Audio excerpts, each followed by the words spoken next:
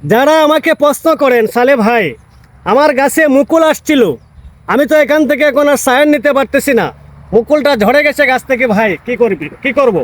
এবার দেখেন ভাই, আপনাদের জন্য আজকের এই ভিডিওটি আমি দেখেন এখান থেকে আপনাদেরকে এটা দিয়ে কিভাবে সায়ন করবেন এটা বুঝিয়ে দিচ্ছি। আমি একটু যদি আমরা কাছে আসি দেখব একটা দুইটা তিনটা চারটা, এখানে রয়েছে আরেকটা পাঁচটা কুশি এখান থেকে বের হবে, পাঁচটা চৌক এখানে রয়েছে, এখান থেকে পাঁচটা কুশি বের হবে।